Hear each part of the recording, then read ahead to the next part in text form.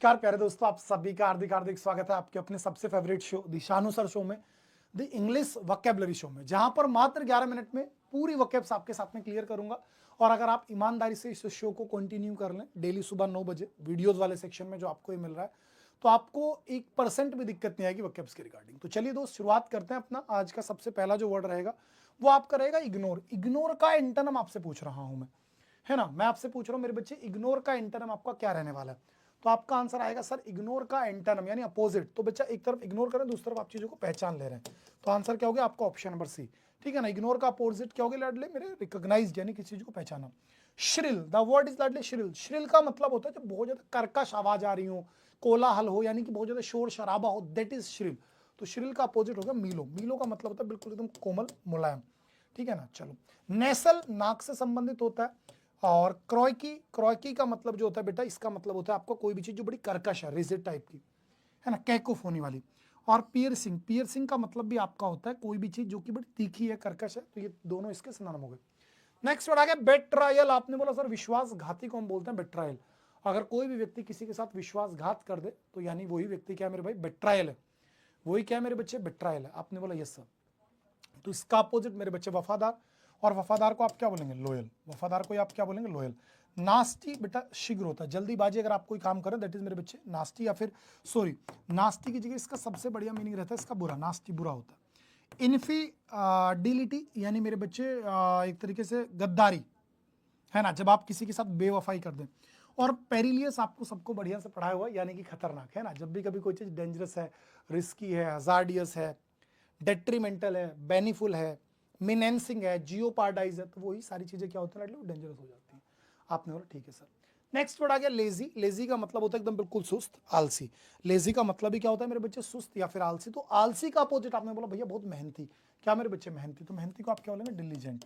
मेहनती को आप क्या बोलेंगे बच्चे, डिलीजेंट। जेन्यून बेटवा रियल होता है, हेल्पफुल जो मदद करता हो। और बैरन, बैरन का मतलब होता है बंजर। बैरन का मतलब क्या होता है लाडले, बंजर। ठीक है। नेक्स्ट वर्ड आ गया प्लाउसीबल। क्या वर्ड है आपके सामने, प्लाउसीबल। प्लाउसीबल का मतलब होता है पॉसिबल।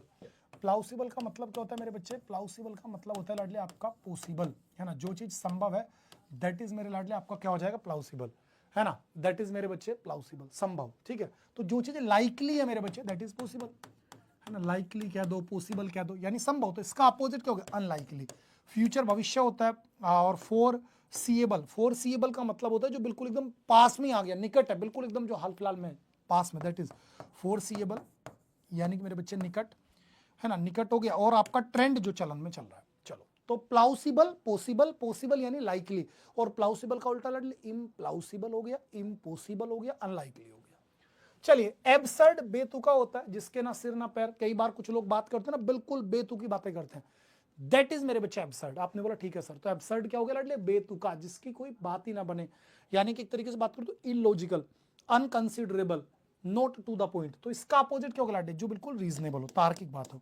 भाई फुलिश मूर्ख होता है, नॉन सेंसिकल जिसमें नॉन सेंस की बात करो। और इनशेन मेरे बच्चे आपका क्या होता है, ना समझ होता है। Next, हाउटी, HAUGHT, हाउटी। हाउटी का मतलब होता है घमंडी। हाउटी का मतलब क्या होता है लाडले, घमंडी। कोई भी एक ऐसा व्यक्ति जो बहुत ज्यादा ईगोइस्टिक है, दैट इज हाउटी। तो घमंडी का अपोजिट क्या हो गया लाडले, विनम्र, दैट इज मोडेस्ट।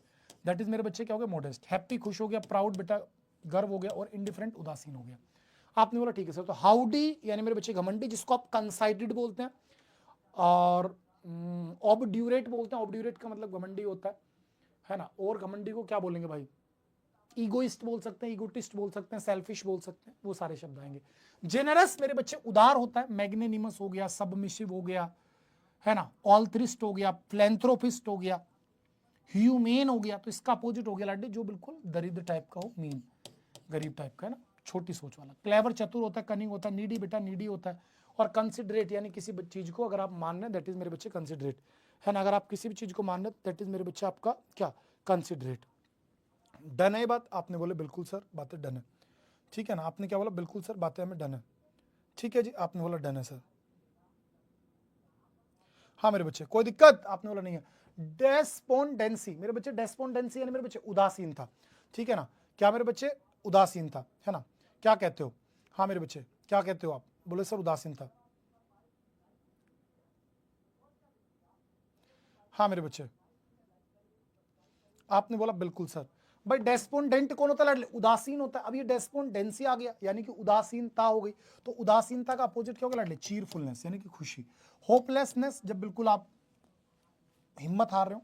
सेटिस्फेक्शन संतुष्टि होता है। डिजेक्शन का मतलब भी लाडली उदासी होता है ना भैया। चलो नेक्स्ट वर्ड आ गया grumpy. The word is Ladli grumpy. Grumpy का मतलब मैंने आपको पढ़ाया था, यानी कोई भी एक ऐसा व्यक्ति जो बहुत जल्दी गुस्सा हो जाए, दैट इज ग्रम्पी। कोई भी एक ऐसा व्यक्ति जो क्रोधी हो, बहुत जल्दी एकदम लाल पीला हो जाए, दैट इज ग्रम्पी। तो इसका अपोजिट क्या होगा? जो मिलनसार है सबके साथ, यानी मेरे बच्चे एमिएबल। क्या लाडली? एमिएबल। टीनेबल नॉर्मल वर्ड है। पॉसिबल समझ गए। इडिबल जो खाने योग्य है, और जो पीने योग्य है उसे बोलते हैं पोर्टेबल। चलिए नेक्स्ट वर्ड इज मेरे बच्चे गाउडी। गाउडी का मतलब होता है भड़कीला। क्या होता है मेरे बच्चे? भड़कीला, जिसको आप बोलते हैं फ्लैशी। क्या बोलते हैं आप? इसी को बोलते हैं फ्लैशी यानी कि भड़कीला। तो भड़कीले का अपोजिट भाई साहब जो बढ़िया है, सुंदर सुशील है, तो दैट इज सोबर। ठीक है। चीप सस्ता होता है। ओरनेट सजाना होता है। और स्कैंटी, स्कैंटी का मतलब होता है अल्प, यानी जो चीज बहुत कम है ना मात्रा संख्या में, दैट इज मेरे बच्चे स्कैंटी। आपने बोला ठीक है सर। वन वर्ड्स पर चलता हूँ। Constant effort to achieve something, जब आप किसी चीज को पाने के लगातार प्रयास करते हैं, तो दैट इज मेरे बच्चे आपका परसिवेरेंस। क्या हो जाएगा? आपका परसिवेरेंस, यानी कि किसी चीज को लेने पाने का दृढ़ संकल्प, दैट इज आपका क्या हो गया? परसिवेरेंस। ठीक है। यूफेमिज्म मेरे बच्चे उत्साह होता है ना। यूफेमिज्म एक तरीके से उत्साह होगा। रेकेंट मेरे बच्चा आप बोलेंगे सर किसी चीज को दोबारा दोहराना। और पर्सिपिकेशियस सूक्ष्मदर्शी, जो बहुत छोटी छोटी चीजों को ध्यान से देखता हो। The instrument of measuring electric current, एक ऐसा यंत्र जिससे बेटा इलेक्ट्रिक करंट को मेजर करते हैं, तो आप बोलेंगे सर एमीटर। क्या मेरे बच्चे? एमीटर। ठीक है। थर्मोमीटर हीट को मापेगा। कैलकुलेटर बेटा कैलकुलेट करेगा। कंपास आपकी डायरेक्शंस को बताएगा। नेक्स्ट आता है पाल्म। पाम का मतलब होता है बेटा हथेली, लेकिन आपने देखा कि the palm is a native of Malaysia. Malaysia का नेटिव है ना। आप उसे ग्रूव्स यानी कि झाड़ियों में या जंगलों में पा सकते हो। तो ये अपने आप में क्या बेटा? एक तरीके की ट्री में पेड़ का नाम होता है पाम। चलो। He took the right decision. Right decision लिया यानी कि कोई भी एक ऐसी चीज जो कि बिल्कुल सही है, उसी को आप राइट बोलते हैं। सीधी सी बात है। अब देख रहे हो क्वेश्चन किस तरीके से पूछे जा रहे हैं। The scientific study of the structure and form of animal and plants, यानी किसी भी जानवर के या फिर पौधे की शरीर की संरचना का अध्ययन अगर आप कर रहे हैं, तो उनकी संरचना के अध्ययन को बोलते हैं मेरे बच्चे क्या? मोर्फोलॉजी। क्या मेरे बच्चे? आपका मोर्फोलॉजी। जब आप एक एक छोटी छोटी यूनिट के बारे में अध्ययन करें कि भाई ये सेल बनी, सेल से फिर आपका टिश्यू बना, फिर और चीजें बनी, तो that is morphology. Zoology normally study of animals होता है। बायोलॉजी स्टडी ऑफ लाइफ होता है। और बोटनी होता है लाडली study of plants and vegetation. The act of transferring one's authority to another, जब आप अपने अधिकार किसी दूसरे को दे देते हैं, तो दैट इज मेरे बच्चे आपका हो गया डेलीगेशन। ठीक है ना। डेलीगेशन का मतलब हो गया लाडली आपका प्रतिनिधि मंडल, कि जब आपकी जगह कोई दूसरा प्रतिनिधि गया, यानी कि वही आपके बिहाफ पर जो फैसले लेगा, तो दैट इज मेरे बच्चे आपका क्या होगा? डेलीगेशन, यानी कि प्रतिनिधि मंडल। आपने बोला ठीक है सर। नेक्स्ट वर्ड पर चलते हैं। वन हु इज न्यू कमर, जो नया नया आया हो किसी क्षेत्र में, जिसके पास बहुत बढ़िया एक्सपीरियंस ना हो, तो उसी को आप बोलते हैं मेरे बच्चे नियोफाइट, है ना, यानी कि अनुभवहीन। पॉलीग्लोट जो बहुत सारी भाषाएं बोलता है। नार्सिसिस्ट बेटा घमंडी होता है। और नेपोटिस्ट जो मेरे बच्चे नेपोटिज्म को फैलाता हो, दैट इज नेपोटिस्ट। नेक्स्ट आ गया method and practice of teaching. पढ़ाने के तरीके को बोलते हैं पेडागोगी। क्या बोलते हैं मेरे बच्चे? उसी को बोलते हैं पेडागोगी। चलो आगे बढ़ता हूं। नेक्स्ट वर्ड आपके सामने आता है a policy that separates person on the basis of race. एक ऐसी नीति जिसमें कि इंसान को इंसान से अलग किया जाए उसकी धर्म के आधार पर, उसकी जाति के आधार पर, तो दैट इज मेरे बच्चे एपेर्थाइड, रंग भेद। एपेर्थाइड का मतलब क्या होता है? जातीय नस्ल भेद। अपोस्टेसी बेटा एक ऐसी अवस्था जब आपने धर्म त्यागा हुआ है। एपोस्टल नॉर्मल शब्द है। और एपायरी जहां पर आपकी मधुमक्खी रहती है। इरेशनल फियर ऑफ स्नेक्स, सांपों का भय। सांपों के भय को बोलते हैं बेटा ओफिडियोफोबिया। जीनो बेटा स्ट्रेंजर्स से भय होता है। नैरको तो निक्रोफोबिया होता है लाडले डेड बॉडीज से भय। और नोमोफोबिया जब आपको अपने फोन से डर लगे कि कहीं मेरा फोन खो ना जाए, बिना फोन के मैं कैसे रहूंगा, दैट इज नोमोफोबिया। नेक्स्ट आ गया स्प्रिंग। बेटा स्प्रिंग क्या लाडले? अपने आप में एक सीजन है, वसंत ऋतु को स्प्रिंग बोलते हैं। ईडियम्स पर लेकर के चलता हूं बेटा। ग्नेज्ड हिज टिथ। तो ग्नेज्ड हिज टिथ का मतलब होता है जब आप गुस्से में हो और आप अपने गुस्से को जाहिर कर दें। गुस्से में आपका अलग ही चेहरा बता रहा है कि भाई साहब गुस्से में आप अपने दांत पीस रहे हो, that is gnashed his teeth. चलो जी next. Run errands. Run errands का मतलब होता है कि to go out to buy और डू समथिंग। जब आप थोड़ा घर से बाहर निकले कुछ खरीदने के लिए, कुछ काम करने के लिए, दैट इज मेरे बच्चे आपका रन इरेंट्स। क्या हो जाएगा? रन इरेंट्स। आउट ऑफ हैंड जब मेरे बच्चे कोई चीज आपके हाथ से निकल जाए। आउट टू बी अनकंट्रोलेबल, है ना, जिस चीज को आप कंट्रोल नहीं कर सकते, that is out of hand. Taken on work beyond your capacities, जब आप अपनी क्षमता से ज्यादा काम को अपनी जिम्मेदारी उठा लें, तो इसका सीधा सा मतलब होता है bite off more than you can chew. Next मेरे बच्चे was all ears. Was all ears का मतलब आपका निकल करके आता है जब आप बड़े ध्यान से सावधानी से चीजों को सुनते हैं, दैट इज मेरे बच्चे आपका वाज ऑल ईयर्स। आपने कहा ठीक है sir. Next, my car blink on the way to go college, जब आपकी गाड़ी खराब पड़ जाए तो खराब पड़ने को क्या बोलते हैं मेरे लाडले? Broke down. ठीक है। ब्रेक इन, किसी के घर में जबरन प्रवेश करना। ब्रेकअप, रिश्ता खत्म होना। और ब्रेक आउट, किसी महामारी आदि का अचानक से फैलना।